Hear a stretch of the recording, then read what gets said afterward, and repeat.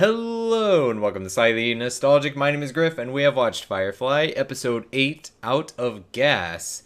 So like I said, a very different episode, a much more somber tone. I really like this episode, but it's a little bit different. The intro is completely different than anything we've ever had. We just see Mal just falling down, we see that he's bleeding, something very bad has happened, and then we cut to a flashback. I really like what they do with the lighting in this episode, where the flashbacks are kind of yellow tinted, and then the middle parts are just normal, and the later parts where they keep cutting back to Mal, like stumbling around the ship by himself, those are kind of dark and bluish tinted.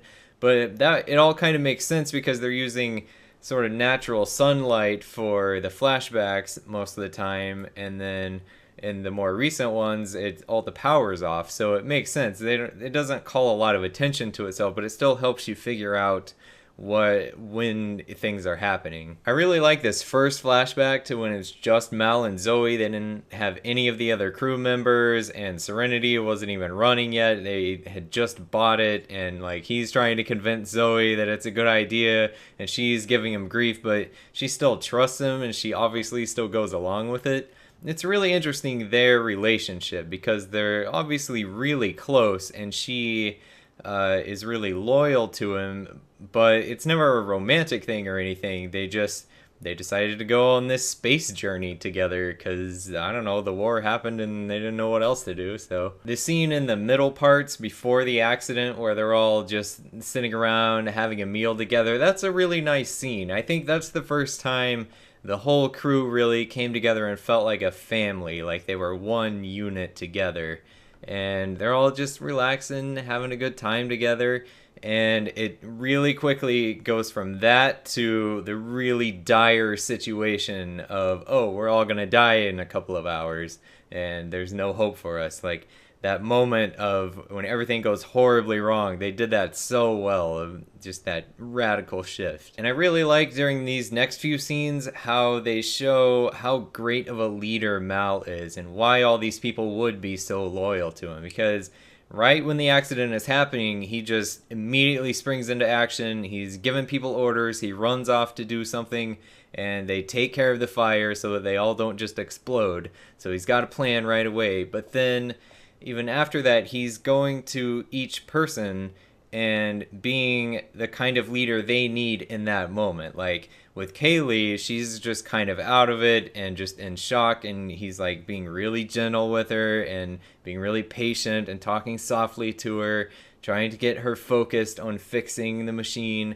And then with Wash, he's really frantic and obviously really focused on Zoe because she's hurt, and he's just kind of ignoring Mal, so he just gets really in his face and throws him against the wall and gets really tough with him. He's like, no, you need to go do this to save us all. And then later, he's able to calmly think of a plan to give them the best chance of survival possible, even though it's a long shot, it's all they can do. The plan of having the shuttles go off in different directions.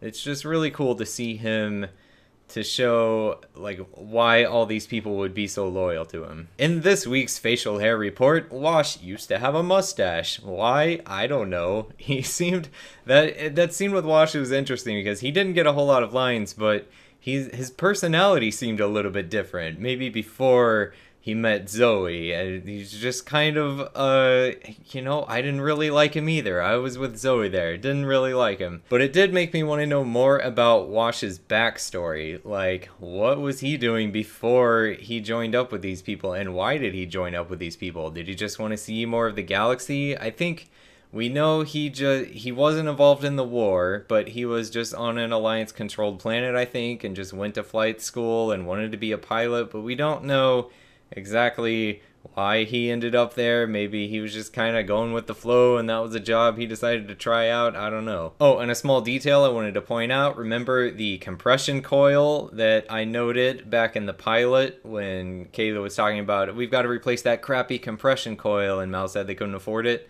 Well, that's what went wrong here. The compression coil blew and that started the fire or something, and it broke the thing that broke, and I don't know. Whatever a compression coil is. I just like that they called back to that minor detail. They probably didn't have that planned the whole time. They just were rewatching the pilot and they were like, yeah, we gotta when something goes wrong with the ship, we've got to make it the compression coil, because that adds continuity. It's nice. There's a moment I wanted to point out with Inara, and I don't know if this is something I read somewhere, or maybe I'm just reading into this too much, but it's a line she says in response to Simon when he's saying that suffocation's not a good way to go, and she says, "I don't want to die at all." I feel like this might be kind of a clue toward a fan theory that I've heard where Inara is actually terminally ill, and that's why she wanted to go see the galaxy on Serenity. And it would also explain some other things, like maybe what that syringe or whatever that was in the pilot that she had, and also how she acts toward Mal, because like she clearly likes him, but she keeps her distance from him, and that can also be explained by just her job. She's a companion, so maybe they're not allowed to have a relationship, or maybe she doesn't want to because it would complicate things. But it could also be that she may not be around much longer and she doesn't want to get involved with somebody because of that. I don't know. Kaylee's introduction is hilarious. That's all I really have to say about that. It's a very fitting intro for that character. But then we go from that to probably the bleakest moment in the whole show, where Mal is alone on the ship and life support's running out, and he goes through and he closes up all the doors. I don't know why he closes the doors, but he gets a blanket and just goes and sits in the cockpit, and he's just by himself, just waiting to freeze to death or suffocate or whatever's gonna happen. Like, completely hopeless. Like, it's, oh man, it's dark. There's a cool story for the commentary in this episode about the red button that Mal is supposed to hit to call the shuttles back. Alan Tudyk, the guy who plays Wash, actually stole that from the set and mailed it to Joss Whedon, the showrunner, because at that point they knew the show had been canceled. But he mailed that to him saying to hit that to call them all back if the series got renewed or if they got to continue it.